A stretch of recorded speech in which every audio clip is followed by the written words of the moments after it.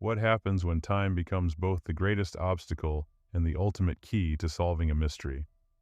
A quiet evening in a peaceful town, one of those places where everyone is acquainted with others and the idea of danger seems distant. But behind the closed doors of a family home, something unspeakable happened. A young life was taken in a brutal, senseless act of violence, and left bloodied but alive. The only witness left behind bore the scars of a night that would haunt them forever. The attacker vanished without a trace, or so it seemed.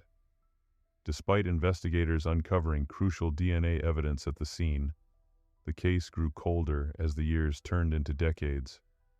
How does a murderer walk free for so long?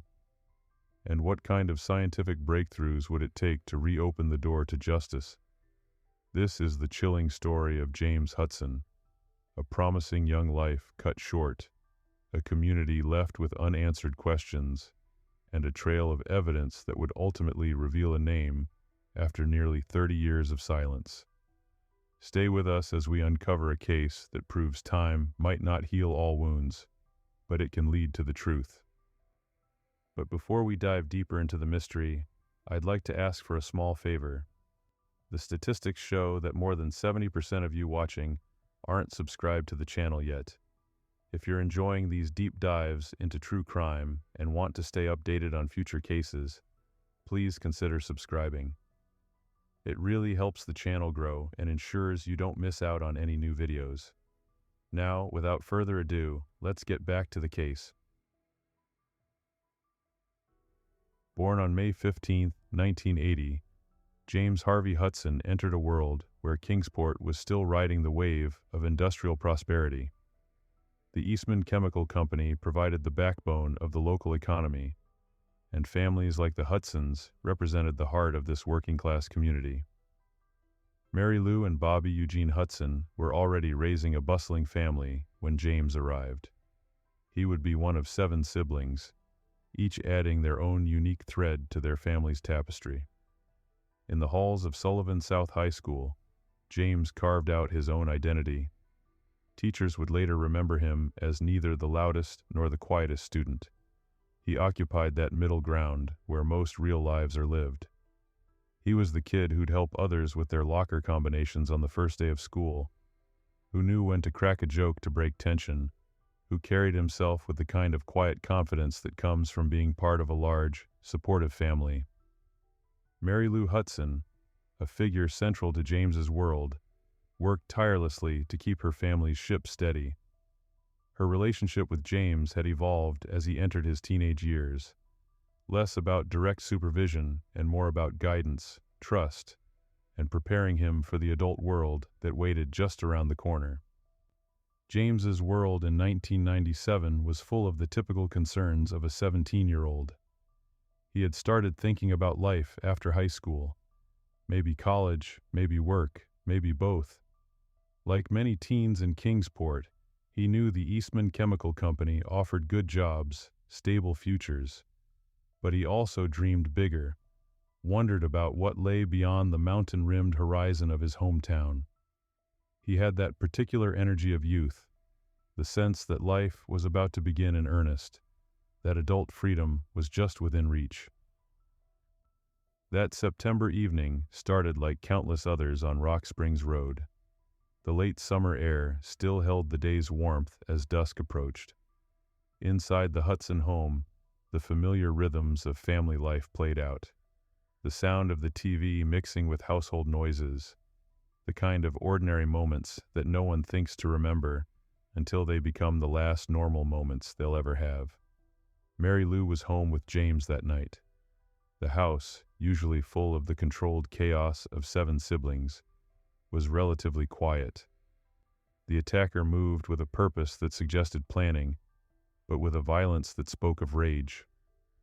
James, at 17, did what most sons would do. He tried to protect his mother, tried to fight back. The crime scene would later tell this story in tragic detail.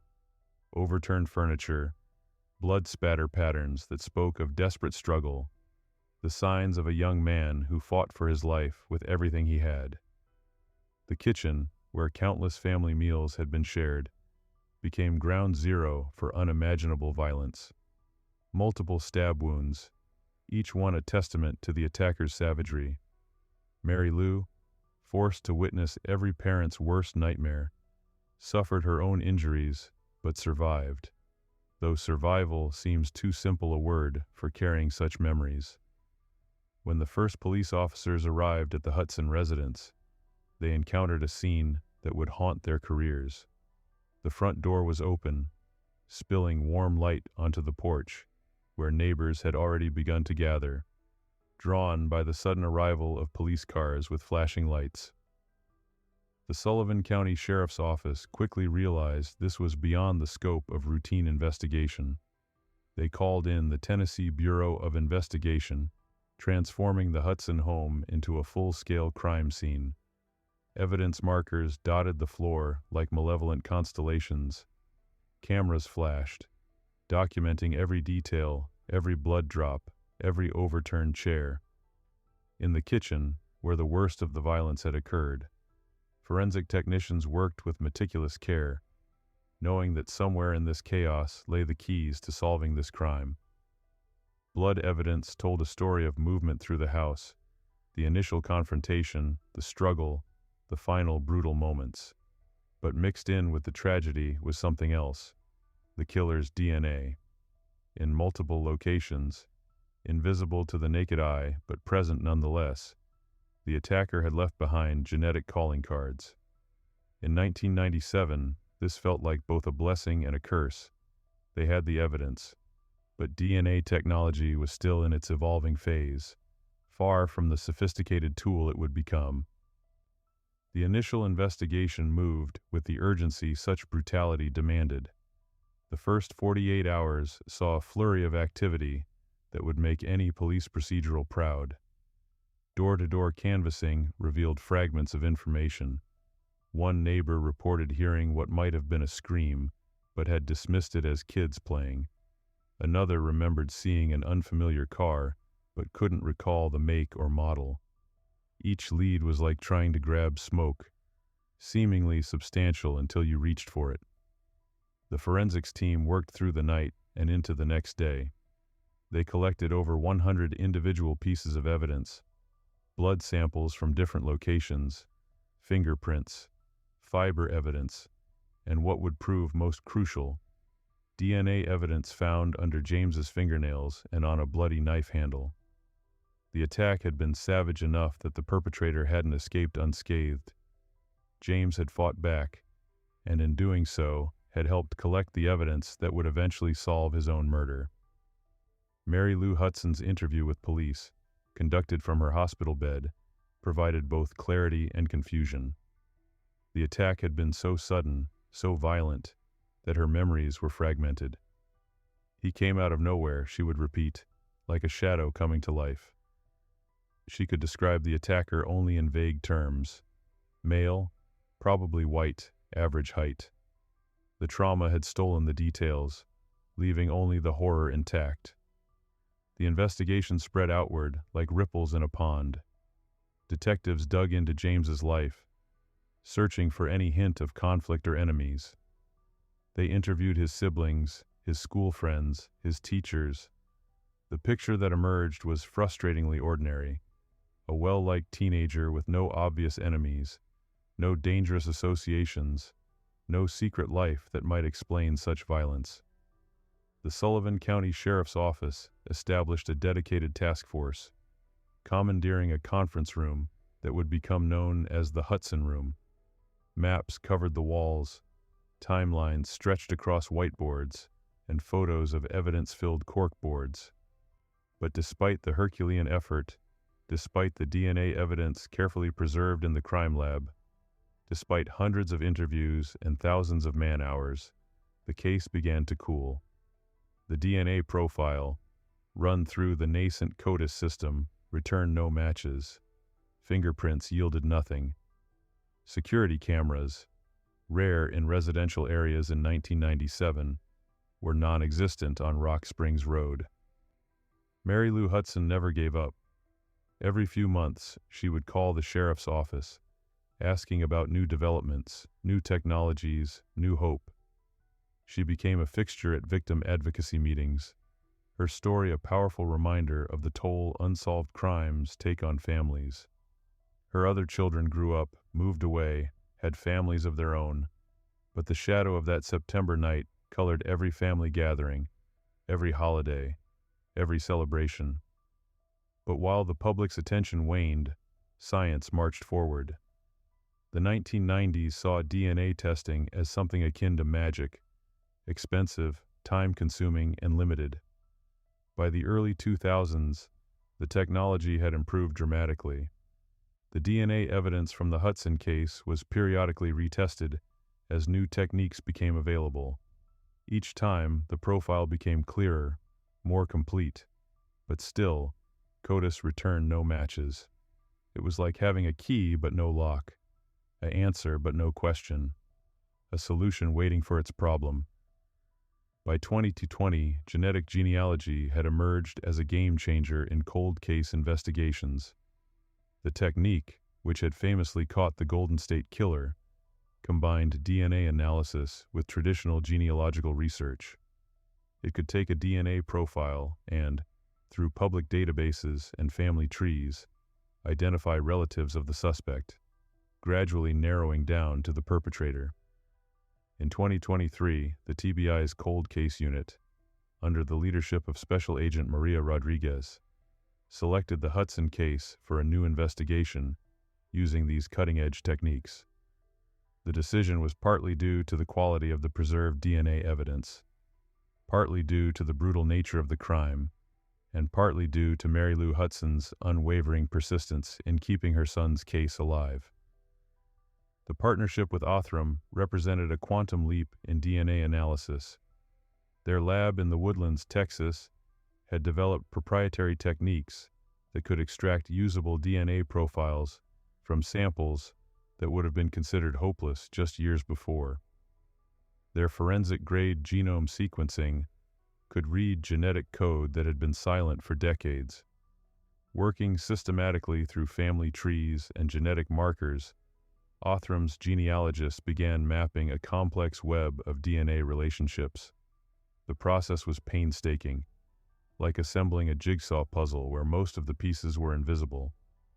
They traced lineages back through generations, then forward again, identifying potential branches where their suspect might be found.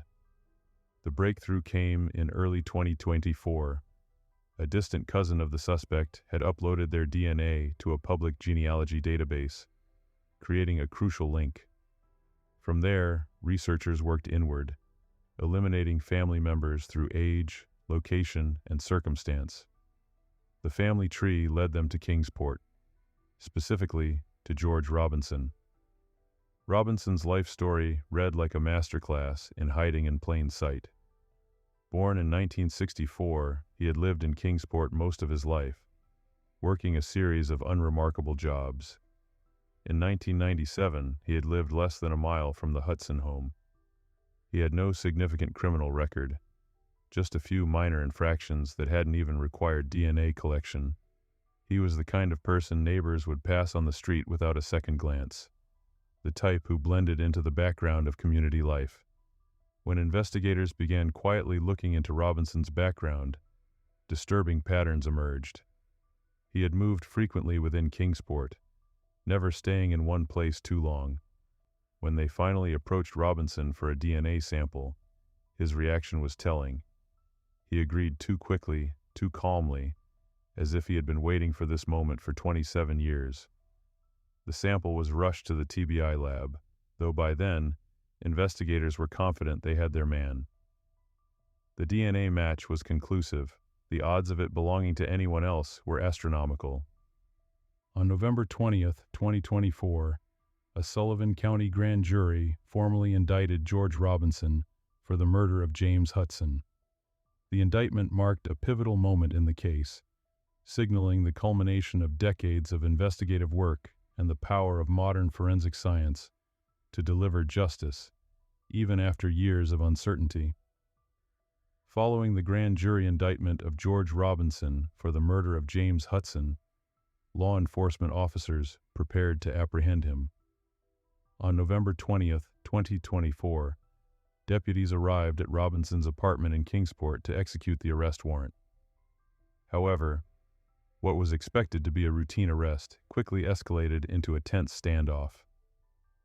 The standoff unfolded like a slow-motion nightmare.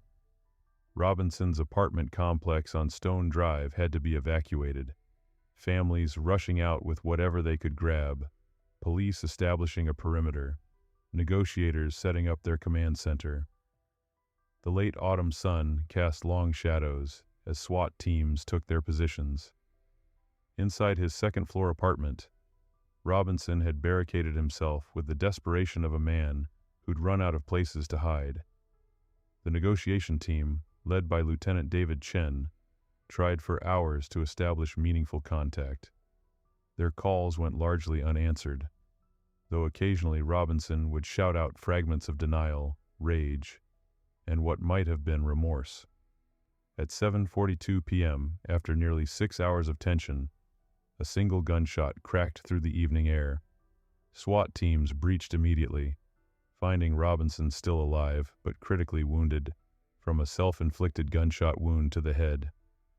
The EMTs worked feverishly as they rushed him to Holston Valley Medical Center, but it was clear to everyone involved that Robinson had chosen his own form of justice. He survived for several hours in critical condition, unconscious, before finally succumbing to his injuries at 3:17 a.m. on November 21st, 2024. The aftermath left the community with mixed emotions. Mary Lou Hudson, now in her 70s, received the news with what she would later describe as a numbness that felt like grief all over again. The answers she'd waited 27 years for died with Robinson, leaving her with confirmation but not closure. In Robinson's apartment, investigators found what appeared to be a makeshift shrine, newspaper clippings about the Hudson case, carefully preserved over decades. Whether this represented guilt, obsession, or something darker, no one could say. He left no confession, no explanation, only a short note that read, "Some secrets should stay buried." Time has a way of revealing truth, but rarely does it reveal everything. The story of James Hudson and his killer is more than a tale of justice delayed. It's a mirror reflecting how far we've come in our pursuit of truth and how far we still have to go. For 27 years, Mary Lou Hudson lived with memories no mother should carry. She watched her other children grow up, have families of their own, live the life James never got to experience. His final act, choosing suicide over facing justice, added one last cruel twist to an already tragic story. In death, as in life, Robinson chose to keep his secrets. Was it random violence, a hidden connection, a moment of rage that spiraled into murder? These questions will echo unanswered through the halls of time. But perhaps the most important lesson from the Hudson case isn't about the killer at all. It's about persistence, the dedication of investigators who never gave up, the mother who never stopped asking questions, the scientists who kept pushing boundaries until DNA could tell its story. What do you think about cases like this? About killers who lived decades among us, carrying their dark secrets? About families who wait years for answers, only to be left with even more questions? Share your thoughts in the comments below. Your perspective helps us understand these complex cases from all angles. This story reminds us that justice, like truth, doesn't operate on our preferred timeline. Sometimes it takes decades for science to catch up with evil. Sometimes closure comes in unexpected ways. And sometimes, the most important thing isn't the answers we get, but the questions we never stop asking. If this story moved you, take a moment to hit that subscribe button and notification bell. We dive deep into cases like this every week, exploring the intersection of justice, science, and human nature. Share this video with someone who appreciates true crime stories that go beyond the headlines to examine the human impact of unsolved cases. Remember James Hudson. Remember Mary Lou's courage. Remember that no matter how cold a case grows, as long as someone remembers, someone cares, and someone keeps searching, justice still has a chance.